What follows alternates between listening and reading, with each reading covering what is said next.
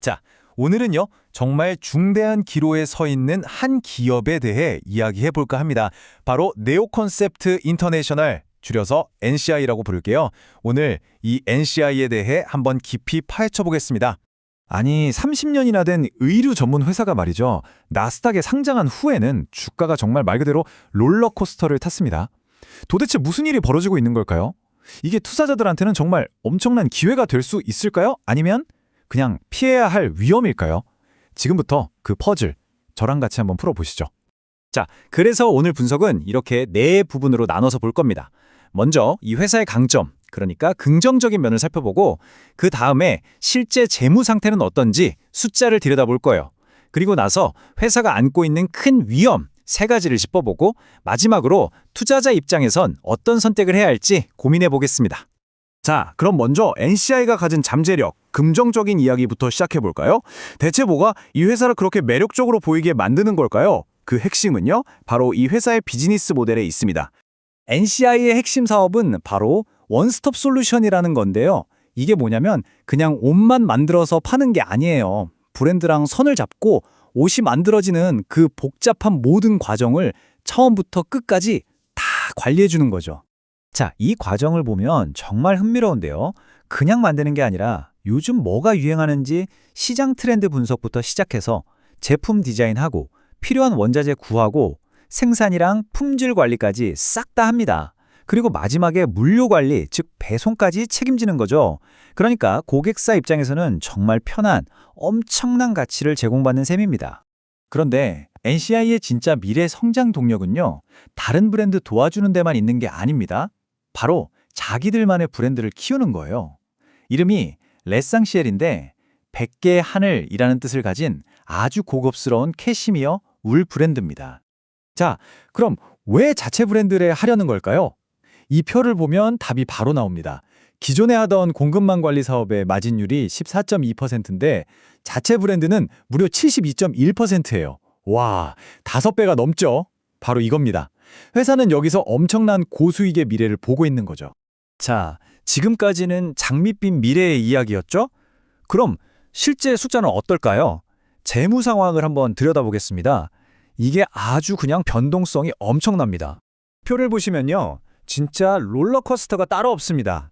2021년, 22년에는 엄청나게 성장하다가 2023년에 갑자기 매출이 반토막이 나버려요. 이게 왜 그랬냐면 제일 큰 고객사 주문이 또 끊겨서 그렇습니다. 그러다 2024년에 다시 조금 회복하는 모습을 보이죠. 이걸 그래프로 보면 더 확 와닿죠.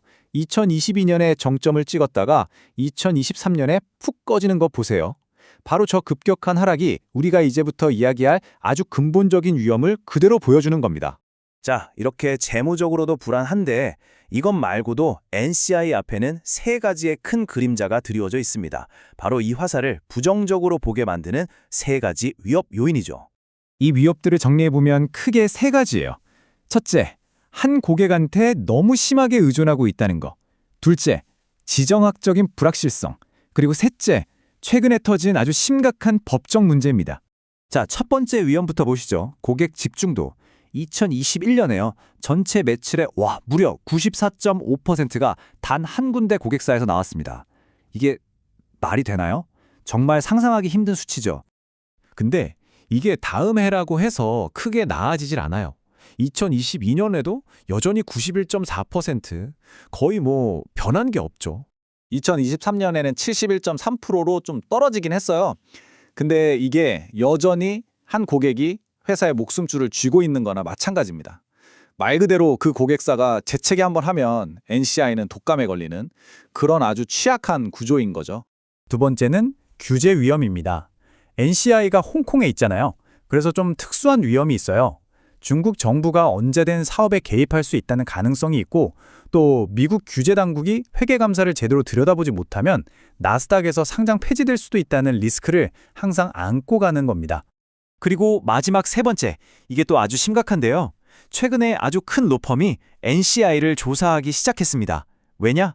투자자들한테 뭔가 잘못된 정보를 줘서 오해하게 만들었을 수 있다는 거죠. 이거 만약 사실로 밝혀지면 엄청난 돈이 깨지는 집단 소송으로 갈 수도 있는 정말 큰 문제입니다. 자, 이렇게 온갖 압박에 시달리다 보니까 회사가 최근에 돈이 필요해졌어요. 그래서 자금을 조달했는데 그 방식이 이 전체 그림을 이해하는데 아주 중요한 단서가 됩니다. 결국 올해 2월이었죠. NCI가 810만 달러 정도를 모으려고 1,400만 주가 넘는 신주를 발행했습니다. 사업 확장하고 운영 자금으로 쓴다고는 하는데 여기서 진짜 중요한 건 따로 있습니다. 바로 주식을 얼마에 팔았냐는 거죠. 이것 좀 보세요. 이 회사가 처음 상장할 때 주당 4달러였습니다. 그런데 2년도 안 돼서 새로 주식을 파는데 가격이 54센트, 1달러도 안 되는 가격에 팔아야 했던 겁니다. 이 말도 안 되는 할인율이 모름이 하겠어요. 회사가 그만큼 돈이 급했다는 뜻이고 원래 주식을 갖고 있던 투자자들은 자기 지분 가치가 엄청나게 희석되는 걸 그냥 지켜봐야만 했다는 거죠. 자, 결국 우리는 선택의 기로에 서게 됩니다. 분명히 NCI는 자체 브랜드라는 유망한 성장 능력도 있고 현대적인 비즈니스 모델도 갖추고 있어요. 하지만 한편으로는 살얼음판 같은 고객 의존도, 규제 문제, 법적 리스크 위에서 아슬아슬하게 외줄타기를 하고 있는 거죠. 가장 큰 질문은 이겁니다. 과연 돈이 다 떨어지기 전에 이 모든 위험들을 이겨낼 수 있을까요? 그 약속이 이 험난한 현실을 극복할 수 있을까요?